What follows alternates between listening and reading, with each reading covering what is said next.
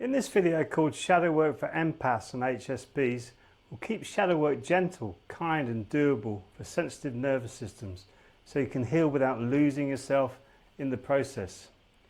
Your sensitivity isn't a flaw, it's an innate trait found in roughly 15 to 20% of people, marked by deeper processing and noticing subtleties. When we pace it kindly, it becomes a precise instrument for insight, not a burden. Let's begin by naming the pain that may be with you right now. You walk into a room and feel everyone's mood before anyone speaks. You leave conversations carrying other people's feelings like heavy shopping bags. You try to keep the peace, then disappear inside your own life. You overthink every message, replay every tone of voice, and brace for the next wave.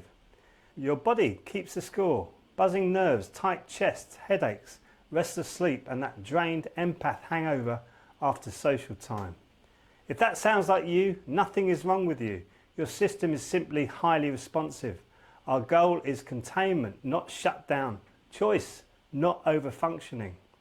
Now here's the relief this work can give you. You keep your empathy and you grow clear edges. You sense others without abandoning yourself. You respond from choice, not from pressure. Your body learns a calmer baseline and your mind stops scanning for danger. Your relationships feel steadier because your yes is honest and your no is kind. And the most important thing, you feel like you again, present, peaceful and able to enjoy your sensitivity as a gift.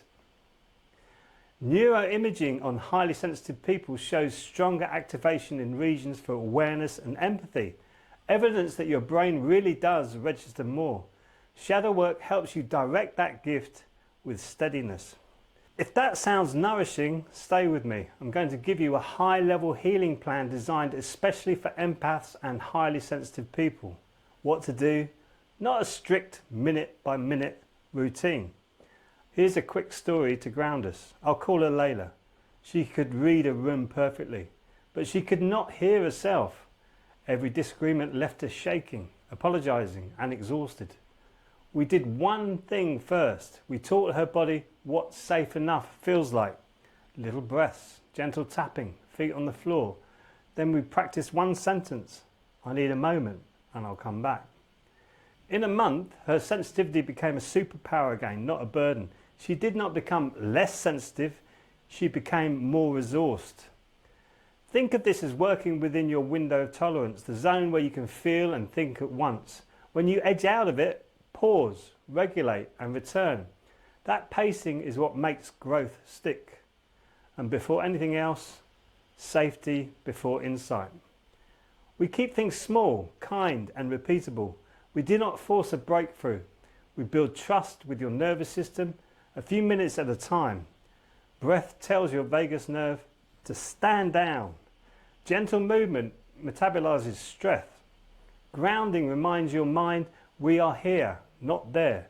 If you have a trauma history or you feel flooded, please involve a qualified coach or therapist. Support widens your window. Slow-paced breathing is linked to improved autonomic balance, often tracked via heart rate variability and calmer effect. Qigong and Tai Chi show promising results on stress across reviews. Use them as regulations, not cure-alls. Here's the 7-pillar high-level healing plan for empaths and HSPs. Think of this as an arc you will travel again and again. You do not have to perfect any of it. You simply keep it kind and keep going. Pillar 1 is sanctuary. Create your inner and outer safe places. Choose one daily quiet pocket. 10 minutes in the same chair at the same time. Your body loves predictable care. Reduce loud inputs where you can. Fewer notifications, softer lighting, calmer music. This is not avoidance, this is dosage. Keep a core anchor to a hand, a small stone, a bracelet, a phrase. When you touch it, your body hears, I'm here and I'm safe. Consistent low stimulus spaces reduce sensory load so your deeper processing has room to settle before you reflect. Pillar 2 is signals. Learn your yes, no from the body up. Notice your tells, jaw, chest, gut, shoulders. Keep them relaxed. These are early warning lights, not enemies. Ask, is this mine? Is this theirs? Or is this both? You are allowed to put down what is not yours. Give yourself permission slips. I'm allowed to pause. I'm allowed to feel slow. I don't have to fix this. Your system often flags overload before the mind catches up. Answer with a micro pause, not a moral debate. Pillar 3 is soothing. Regulate first, reflect second. Breathe slowly for a minute. Tap gently, do a brief Qigong shake. This is how we prepare the system to hear the truth. If you start to flood, titrate. Half a minute of feeling, half a minute of resourcing. Look around, notice the room. We pendulate between the tender thing and the safe thing.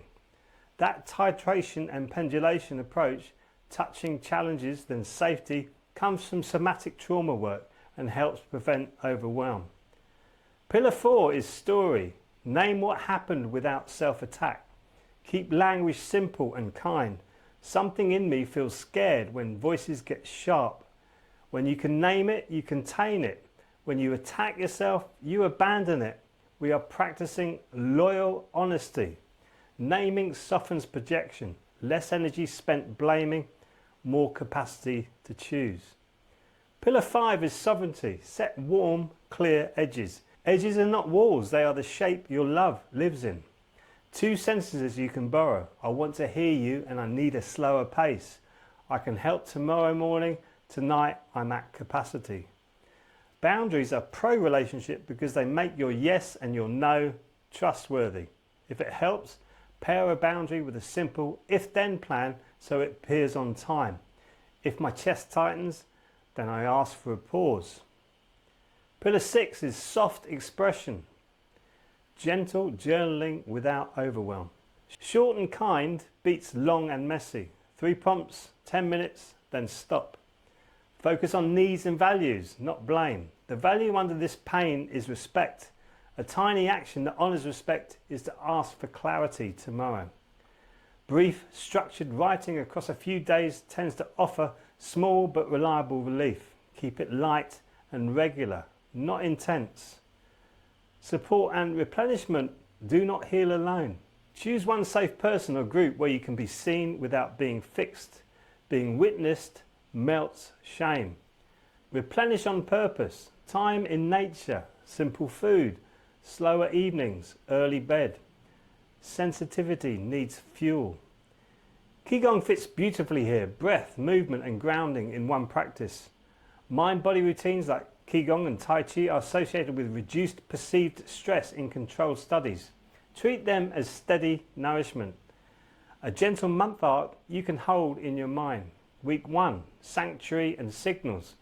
Establish your quiet pocket. Notice your tells. Practice mine, theirs, both. No pressure to fix anything. Week 2 is soothing and story.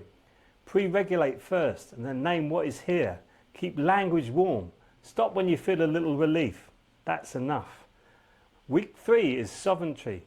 Choose one small boundary to practice this week. Aim for kind and clear, not perfect. Let your body learn that you can protect it. Week 4 is soft expression and support. Journal in short, kind bursts. Share one truth with a safe person. Plan replenishment like medicine, sleep, food, nature, even movement. You can repeat this month arc as often as you like. Each time through, the ground gets steadier. Remember, small, frequent and safe beats dramatic and rare. Your system learns by rhythm. Let's look at troubleshooting for sensitive systems. If you soak up everyone's feelings, step back internally. Place a hand on your body and say quietly, I can care without carrying.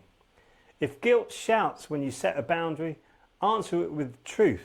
Kind limits keep me loving longer. If you feel numb, start with sensation words only. Warm, heavy, tight, fizzy. Let meaning come later. If old trauma flares, cut the dose. Regulate first. Get support. You're not weak. You are wise. If you slip back into people pleasing, celebrate noticing it. Choose one tiny repair. Keep your dignity. Keep your heart. Keep a trauma-informed stance in the background. Here are some common pitfalls and kinder replacements. Over-merging, taking responsibility for everyone's mood. Replace with, I can be with you and be with me. Over-digging, hunting for deepest wounds every time. Replace with small, frequent, safe. Over-explaining, using essays where a sentence would do. Replace with warm, clear and brief again. Self-attack dressed as self-improvement. Replace with loyal language, a protective part of me, not my bad side. If you catch yourself skipping the hard feelings with positivity alone, that's spiritual bypassing, common and human. Gently return to embodied honesty. To deepen safely and understand the foundations behind all of this, watch this video next. What is your shadow self? Shadow work explained. This video gives you the big picture, what the shadow is, how it forms and how to integrate it with care. The link is below in the description and pinned in the comments, so start there next. And I look forward to connecting with you again soon. Till then, be well and keep shining.